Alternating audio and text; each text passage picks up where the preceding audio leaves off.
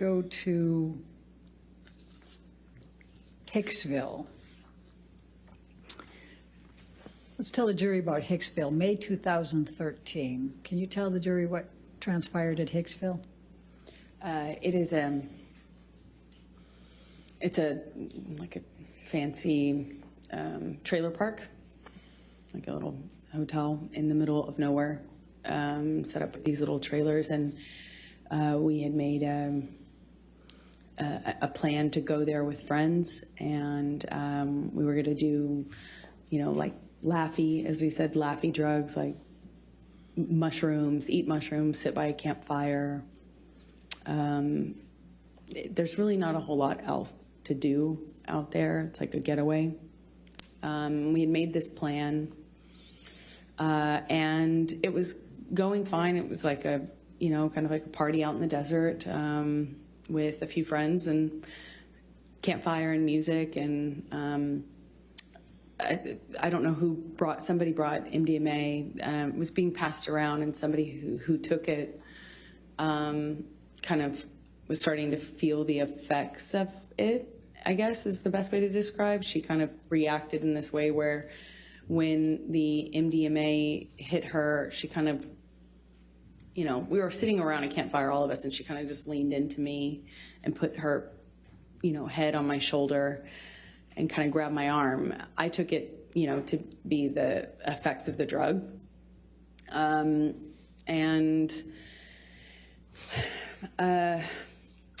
I think I had eaten a mushroom cap, but was not feeling anything at the time.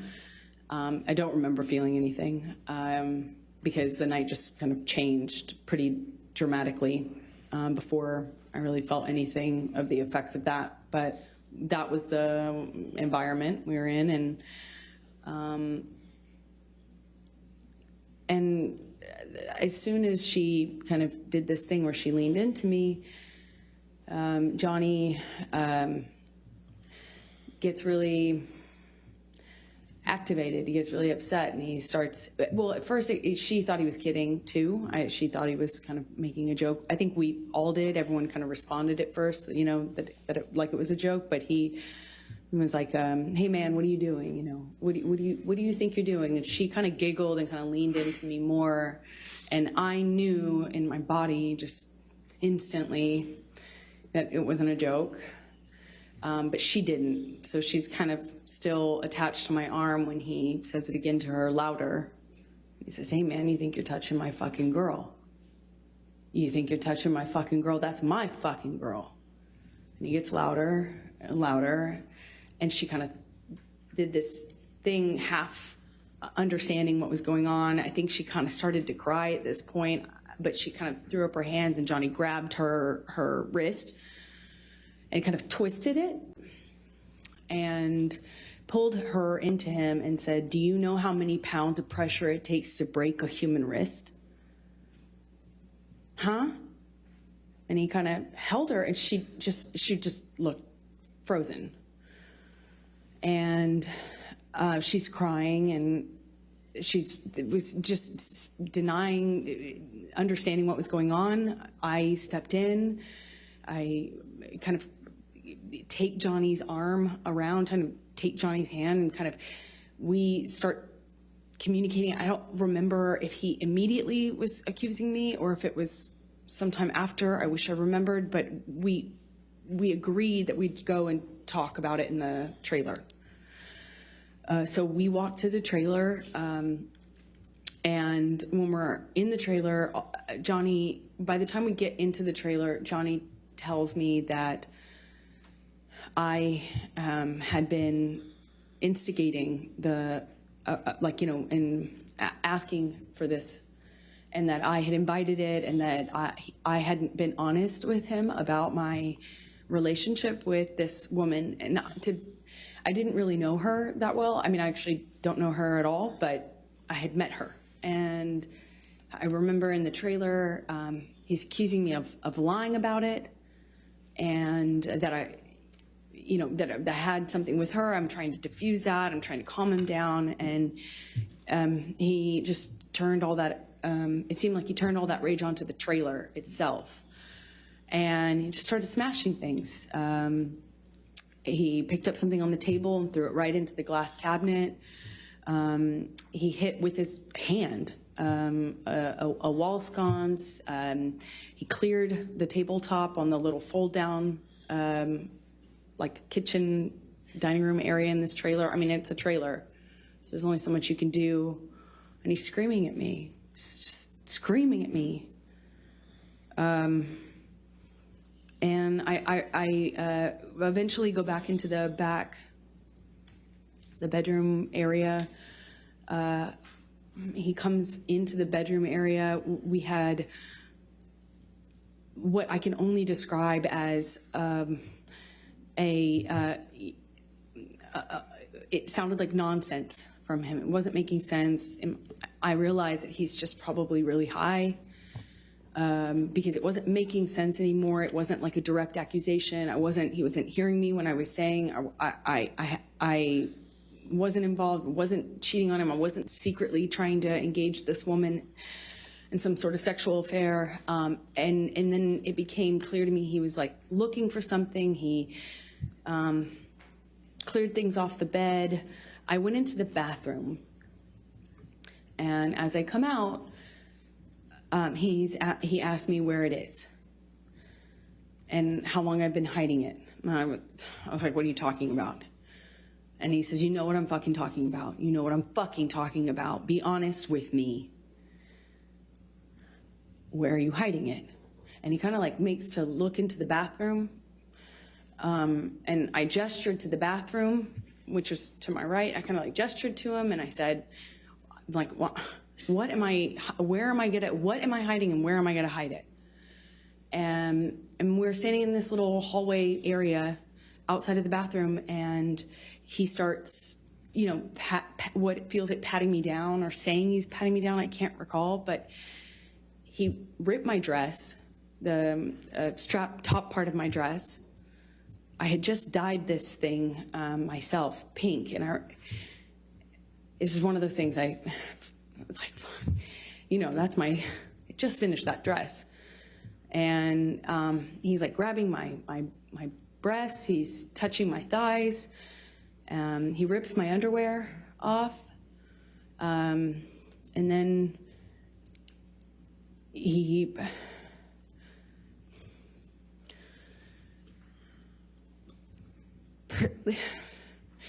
proceeds to do a cavity search.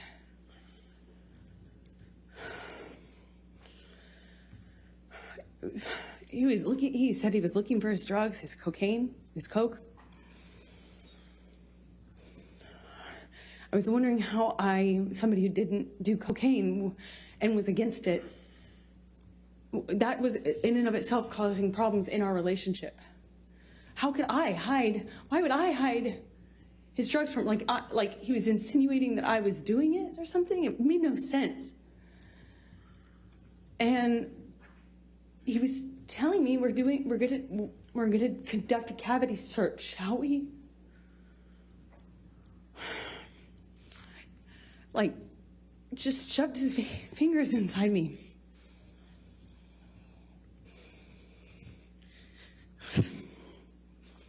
And I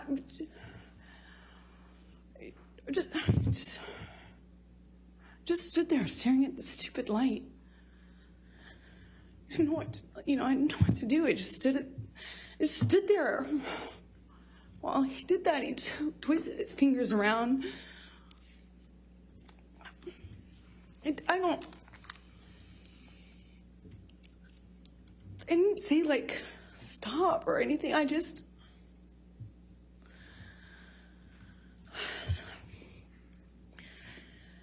So the next morning, what transpired?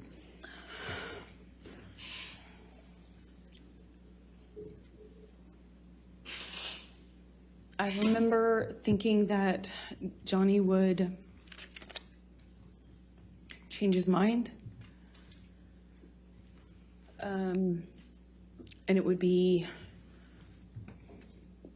I thought it would end differently. I kind of froze. I don't know how we went to bed that night. I don't know how I went to bed. I don't know how I slept. I don't know how we woke up. I don't remember having a conversation with him the next day. I don't remember talking to him about it or confronting him about it. I remember wanting it to be okay. I remember just wanting whatever fucking weird trip, whatever trip that was to end, just to be over and for it to just go back to normal. And I remember my friends were out by the pool. Like there was a pool in the center of the trailer park, and I remember putting on my, just putting on my face and going back into this like crap, and I remember seeing my friends by the pool thinking they were just having a great time, and no one knew what was, I felt so lonely, like no one knows everyone was just having a good time, like normal stuff. So I just smiled and made a joke about how trashed the trailer got, and we had to get the manager, who started off furious that Johnny had wrecked the thing. And then he had this like black mesh not tank top, it was like a meshy kind of shirt on. And I remember he came into the trailer and looked around and was like, whoa, what happened here? Whoa. And Johnny had an exchange with him. And I remember watching this man be so charmed. It was just a kind of a surreal experience. And, it just went away. That just got fixed. We walked out of the trailer at some point. My dog stepped on a bee. We went to the vet and went on with our, vacation. We actually went to another location after that, and then eventually went home and went about our life. I'm going to ask you to take a look. Michelle, can you bring up Defendant's Exhibit 176?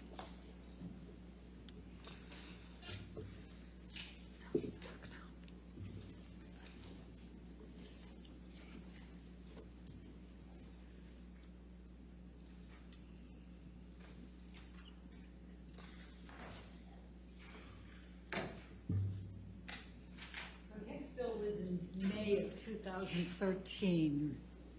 Did there come a time that you wrote an email? Objection, leading, and hearsay, Your Honor. May we approach? All right.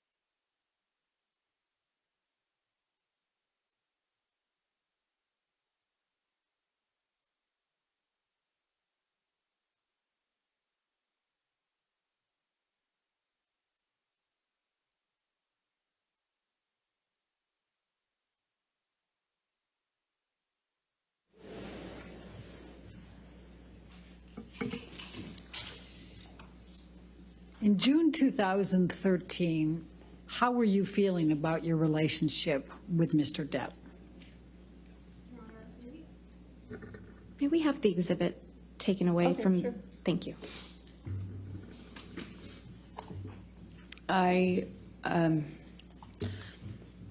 June, I was so torn. I was so in love with this person because when it was good, it was so good.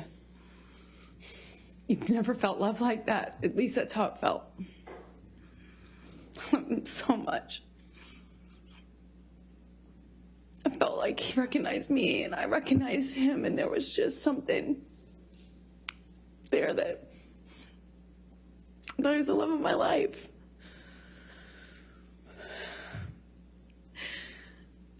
And he was.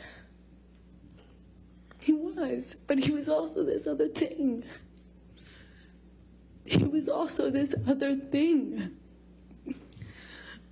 And that other thing was awful, awful thing that would come out and take over, and it was, you couldn't see the Johnny I loved underneath it. It was this other thing. And no one told him, no one was honest with him, no one, you know, he'd pass out in his own vomit, he'd lose control of his body, his, you know, he'd lose control, and everyone would clean up after him. I cleaned up after him. I mean, this man lost control of his bowels, and I cleaned up after him. His security cleaned up after him, changed his pants in front of me. He would pass out in his own sick. You know, and then he'd walk around saying he didn't have a problem. Until he did. Until he couldn't support it anymore, and he'd get clean, and he'd get sober, and then he was this thing again. This thing that made me feel so loved, that made me feel like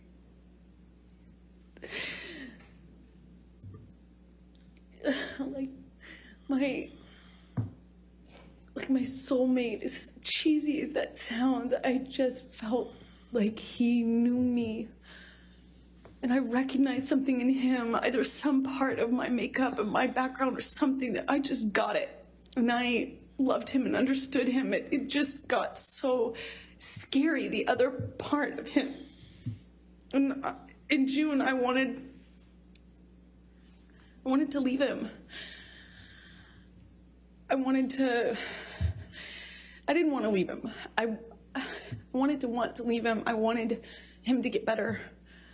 And he expressed to me so many times when he was in that period of getting clean and sober, he would tell me, "You saved my life.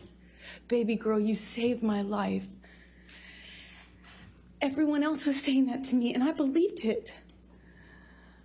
You know, if everyone else was saying it, he was saying it. I thought, just like his other friends who had gotten clean and sober and stayed that way, his older friends, these rock stars that he hung out with that had like gotten clean and sober and they had 20, 30 years, something, you know, I thought, and Johnny told me he would be that person, that he was going to be that person, and I believed it.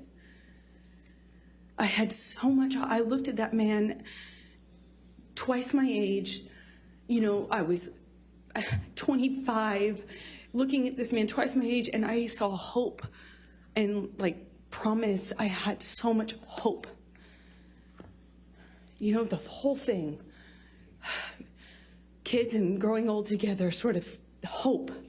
If it was just for this one thing that he could do, which would save his life, which would be to get clean and sober. And I believed it. And I wrote this letter to myself, among many letters to myself. Objection, hearsay. All she did was refer to that she wrote it. She isn't saying what she said. I'll overrule for that. Thank point, you. Okay. I wrote that letter because I thought it would be read to him.